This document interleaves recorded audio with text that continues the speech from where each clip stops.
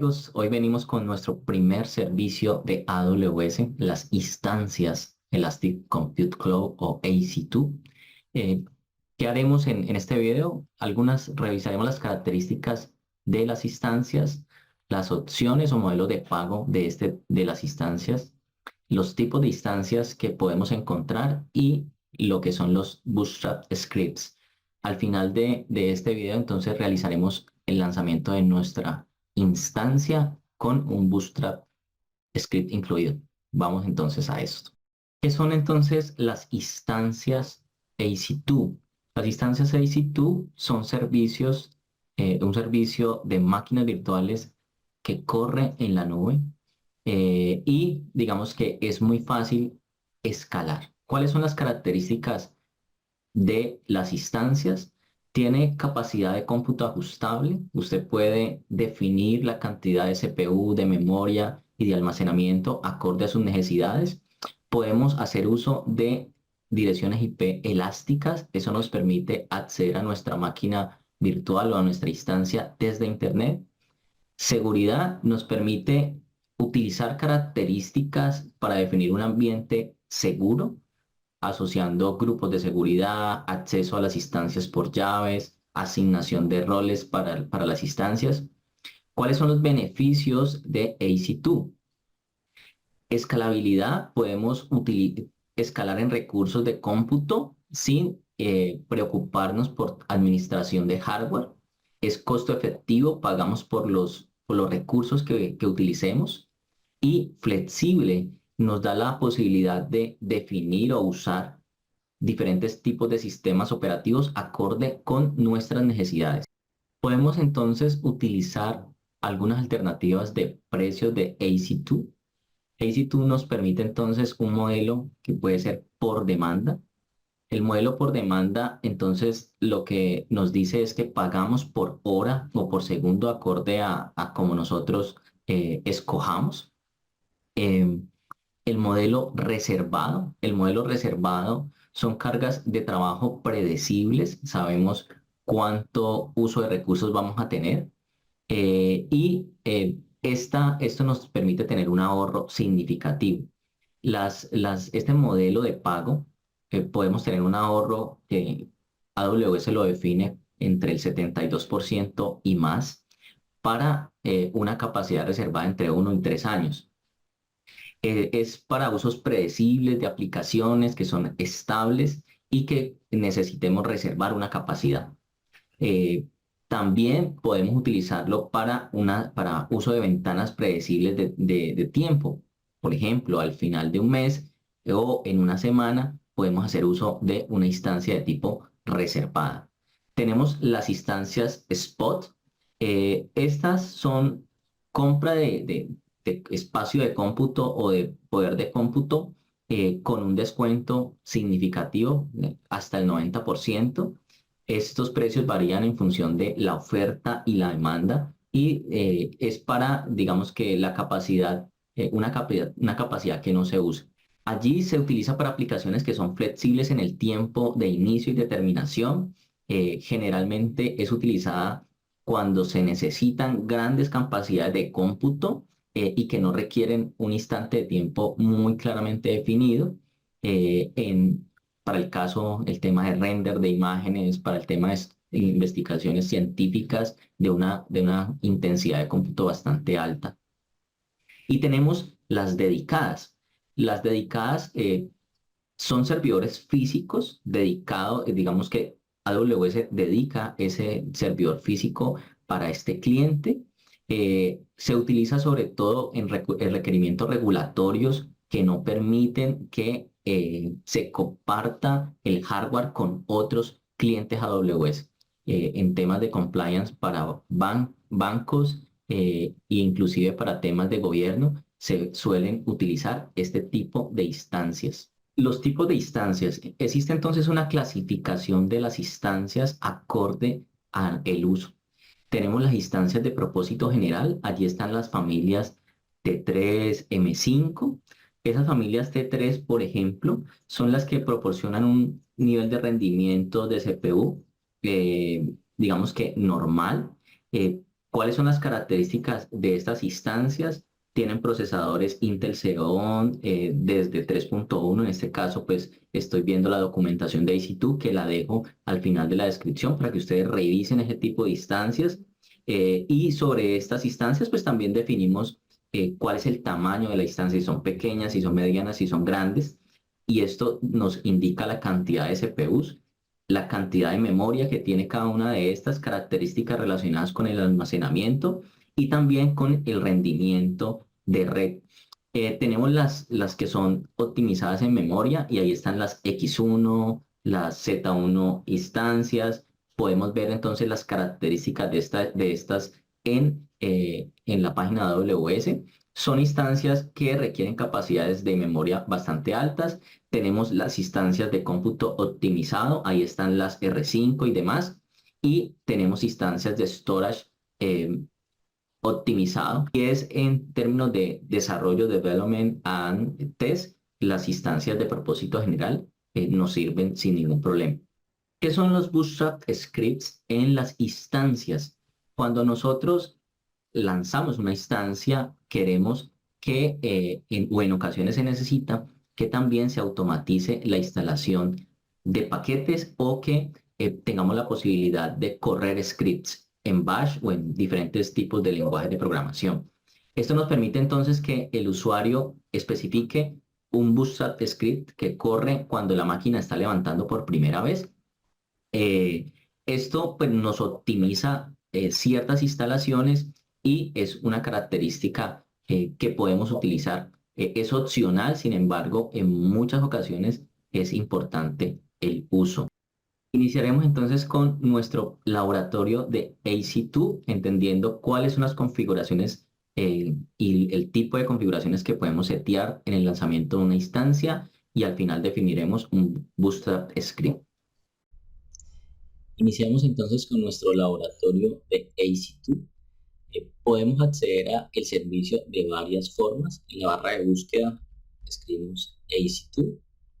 Esa es una forma de encontrarlo. En servicios nos podemos ir a la parte que dice Compute y ahí aparece AC2. Y en este caso los utilizados de manera reciente pues aparece AC2. Entonces hay varias formas de llegar a él. Vamos entonces al servicio de AC2. Y como vemos, este servicio pues muestra diferentes opciones, ¿cierto? Hay muchas opciones que podemos ir trabajando. En este momento pues vamos a hacer nuestro lanzamiento de nuestra primera instancia, entonces nos vamos a esta parte, a la parte inferior que dice Launch Instant. Y aquí entonces revisaremos algunos elementos. Lo primero, el nombre. ¿Cuál es el nombre que queremos establecerle a nuestra instancia? En este caso vamos a llamarla Web Server. Después nos pregunta cuál es la imagen o la AMI que vamos a utilizar. Entonces la AMI es un template que contiene configuraciones de software y en el que nosotros definimos el sistema operativo sobre el cual vamos a trabajar. Aquí tenemos por default, y está escogiendo Amazon Linux, es un Linux de AWS, pero también podemos trabajar con Mac OS, con Ubuntu, con Windows, con Red Hat en diferentes versiones, SUSE y demás. Entonces escogemos la versión de la AMI acorde a nuestras necesidades. En este caso voy a utilizar la que viene por default, que es la Amazon Linux. Voy a escoger Amazon Linux de AWS, pero podemos utilizar diferentes. Algunas implican unos costos asociados a el template, algunas involucran costos asociados a suscripciones o licencias. Entonces, en este caso estoy tomándola porque está dentro de la capa gratuita. Cuando yo escojo la AMI, él define un tipo de arquitectura. Sin embargo, yo puedo cambiar de arquitectura, puedo trabajar a 64 bits, x86 o a 64 bits ARM. En este caso voy a dejar 64 bits x86. El tipo de instancia. En el video hablábamos de las familias y aquí entonces tenemos la posibilidad de escoger la familia, pero también nos indica si es esta familia el tamaño del tipo de instancia que yo quiero utilizar. En este caso la más pequeña es la que se denomina nano vemos acá, tiene una CPU y 0.5 GB de memoria. Aquí también entonces vemos algunos precios asociados a esto. Nos dice que por demanda la base del precio sería $0.058 por hora. Y aquí nos muestra otras distribuciones. Si utilizáramos un SUSE, entonces cuánto valdría, y si utilizáramos un Windows, cuánto valdría. Este está en la capa gratuita. Entonces, ¿qué cantidad de CPU tiene? Tiene una CPU, tiene 1 GB de memoria y corre en la generación actual. Y aquí también entonces vemos los precios. Hay small, hay grande, ¿cierto? Ya cambian, por ejemplo, una grande, veamos una de las grandes. Esta pertenece a una familia que se llama C6A, tiene 32 CPUs virtuales, 64 GB de memoria, pero miren que el precio también se incrementa de manera considerable. Estamos hablando que una en base a SUSE vale $1.349 por hora y una en Linux vale $1.224 por hora. En una de Windows valdría $2.696 por hora, entonces se incrementa el precio. En este caso nosotros vamos a utilizar la que está en la capa gratuita. Para este laboratorio funciona bien. Y aquí entonces llegamos a otro concepto. Para nosotros conectarnos de manera segura a nuestra instancia, lo hacemos a través de llaves. En este caso, podemos o crear la llave o decidimos no hacerlo. Sin embargo, por temas de seguridad siempre va a ser mejor utilizarla. Miren que aquí dice proceder sin ningún tipo de llave, pero no es lo que se recomienda. Entonces vamos a crear una nueva llave, le colocamos el nombre. Entonces por ahí, por ejemplo, le ponemos keep test. Nos pregunta qué tipo de llave, si es RCA. Esto cambia, es el tipo de encriptación. Vamos a utilizar RCA. Si es .pen o .ppk, en este caso vamos a utilizar OpenSSH para conectarnos, entonces esa está bien. Y le damos Create Keeper. Ahí cuando le damos en Create Keeper nos va a indicar dónde la vamos a guardar. En este caso yo pauso el video, la guardo, ustedes la pueden guardar en cualquier lugar de su computador y esa es la que posteriormente van a utilizar. Vamos entonces para las configuraciones de red. En otro video entraremos en detalle de lo que son las VPC y qué incluye, pero digamos que lo que necesitamos entender ahorita es todo lo relacionado con red. En AWS se denomina VPC. Aquí nosotros qué definimos o qué escogemos, el tipo, la red sobre la cual vamos a trabajar y si queremos que esté en una subred específica. Vamos a darle en Edit para ver algunas opciones. Puedo cambiar el tipo de VPC, aquí está por default, puedo dejar esa para lo que vamos a hacer, pero también puedo decirle a cuál VPC va a pertenecer. Va a pertenecer a esta VPC que tiene un CIDR de 172.31.00 máscara 20, o puedo coger la otra que cambia en el CIDR. ¿Sí? Entonces podemos cambiar la subred de esa VPC. Entonces en este caso la red es la 172.31.0016 y la subred que está dentro de ese rango es esta que escogimos, la 172.31.00 pero máscara 20. Aquí nos pregunta o decidimos si habilitamos o no una dirección IP pública. En este caso la vamos a dejar habilitada para que podamos acceder por una dirección IP pública. Sin embargo, yo puedo decirle que sí o que no. Aquí seguimos con los grupos de seguridad. Los grupos de seguridad, digamos que para las instancias la podemos ver como el firewall de las instancias. Aquí nosotros le indicamos qué puertos vamos a permitir o qué puertos vamos a denegar. Aquí dentro de los security groups es importante entender que por defecto todo el tráfico de entrada está bloqueado y todo el tráfico de salida está permitido. Son, digamos que, lo que viene predefinido. Vamos a decirle entonces que creemos un grupo de seguridad. Voy a colocarle SG, grupo de seguridad, le voy a colocar web server. En la descripción voy a utilizar el mismo nombre. Y aquí entonces vemos que nos aparecen las reglas. Por default me está colocando la de SSH, ¿cierto? Entonces el protocolo SSH es por el cual vamos a acceder a esta instancia. Desde cualquier parte va a funcionar este protocolo. esa regla de seguridad la vamos a dejar, pero vamos a agregar dos reglas relacionadas con HTTP y HTTPS. La primera regla va a ser para permitir HTTP. Seleccionamos HTTP. HTTP es un protocolo de tipo TCP que trabaja en el puerto 80. Vamos a acceder desde cualquier parte de Anywhere. Y vamos a agregar otra regla para permitir HTTPS. HTTPS es TCP y trabaja por el puerto 443. Y también le decimos Anywhere. Con esto nos quedan entonces las reglas listas, las reglas de nuestro grupo de seguridad. En la configuración del storage, entonces vemos que por defecto nos dice que va a agregar un disco para el volumen raíz de 8 GB de tipo GP3, son discos SSD generalmente, pero también nos indica que podemos agregar un EBS hasta 30 GB en la capa gratuita. En este momento no vamos a agregar un EBS, sin embargo existe esa posibilidad. Vámonos aquí en Advanced Details. Y aquí vemos algunas otras cosas, ¿cierto? Esto no lo vamos a cambiar, sin embargo, vamos a irnos hacia la última parte del lanzamiento de nuestra instancia, que está relacionado con el User Data. El User Data ya habíamos hablado de que podemos correr un Bootstrap script, y aquí es donde vamos a utilizar las líneas que vamos a decirle a nuestra instancia que en el momento de arrancar ejecute. ¿Qué vamos a hacer entonces en este Bootstrap script? Lo primero es que es un script en bash, ya está definido acá.